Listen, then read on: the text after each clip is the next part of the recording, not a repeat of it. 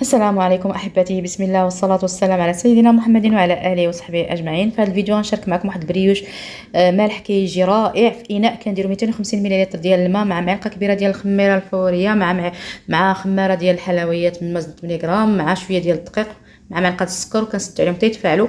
كنحلو كنزيدو بيض بيضه، كنزيدو دانون مسوس، كنزيدو نص كاس ديال الزيت، الملح، وكنبقاو نزيدو الدقيق بشويه بشويه. هنا عندي 500 غرام اللي دخلت ليا. كنبقاو نديرو بالسباتولا بحال هكا حتى تنحيدوها ونخدمو بيدينا. كما كتشوفوا العجينه كتلصق. بطاطا مسلوقه سلقناها كبيره وطحناها في الميكسور حتى ولات بحال الكريمه، وكندخلوها في العجينه صافي. هنايا كندهنوا يدينا بالزيت وندهنوا العجين وكنسدوا عليها حتى تطلع فيها الخميره تخمر، ونحلوا عليها وندهنوا يدينا بالزيت ونخرجوا منها الهواء، ونقطعوا كويرات من وزن 8 غرام، نحطوهم في صحيفه الفرن، نديروا فيهم حفيره في الوسط، نديروا الحشو باي حشو بغينا، ونديروا لهم فروماج ونسخنوا الفران ندخلوهم يطيبوا.